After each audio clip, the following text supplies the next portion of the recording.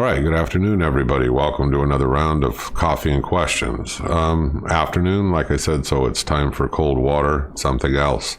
I'm going to let Charlie ask the question again, like he always does off of the forum, and then we'll go right into the answer. All right, Charlie, ask the question. Hey, handyman, when the top of your table saw or your drill press or your bandsaw is rusted, that cast material, how do you clean it and protect it from re-rusting so quickly? Because mine rusts all the time. Okay, folks, what I'm going to show you right now, this is the bed right here of a bandsaw. Same concept holds true with your drill presses or anything where you have this cast kind of a table or metal table.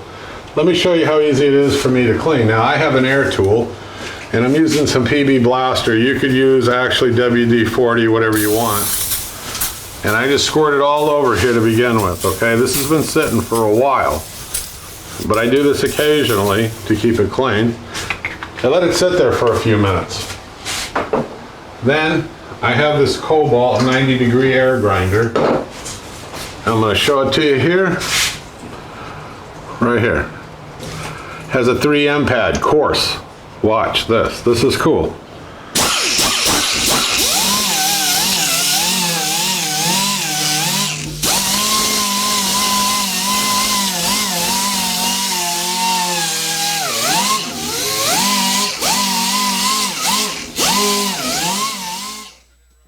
Okay, my audio gave out on me, but the surface is clean now, and I've gotten all that debris and I've gotten all that stuff off of there.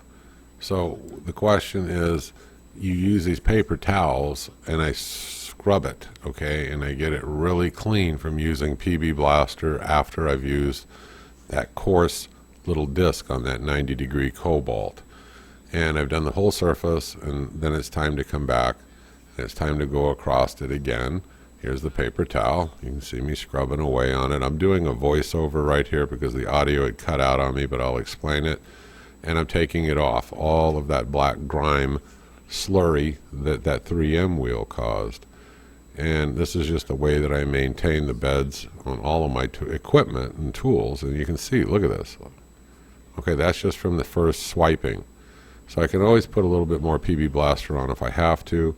And I keep doing this, and I get all of that ground in grease and gook and all that crap off of there, and I go all over it like this. Okay, so now I've wiped it off really well with the PB Blaster, and I've cleaned it the best I can with that, and I've dried it with those paper towels. So now what am I going to do next? Okay, so here's a shot of what I do next. I use some of that Scotch-Brite pad. The red is coarse. The light gray is fine, and the medium gray is like a medium grit. So I use the red, a little bit coarse, and I use Johnson's paste wax. Now I have 2 containers of Johnson's paste wax in my garage. One is for wood finishing, the other is for equipment. Lots of things I put wax on that I'm afraid it's going to rust easy. The tabletops on the bandsaw, the table saw, the drill press, my miter, anything like that. I always kind of keep a little bit of a wax on there. So how do you apply it? I use that red 3M pad. I put wax on there and I scrub it in circles just like you would on your automobile. And then I turn around and I let it sit for a little bit. I wipe it off real good, and it protects it really well for a long period of time. And that's really all there is to it. Here's a little bit of a close-up. I can leave the link below, but you can buy Johnson's paste wax, Lowe's, Home Depot, pretty much anywhere. You don't have to use Johnson's paste wax. You can use any kind of a wax you have laying around. It used to be, before I even bought this, I used old candle wax. So anything like that, it keeps the surface nice and smooth. You run wood across it afterwards, it just glides across there. So that's your quick tip of the day. I hope you click subscribe. I hope you keep following me. I will talk to you folks here on the next video. Thank you for watching.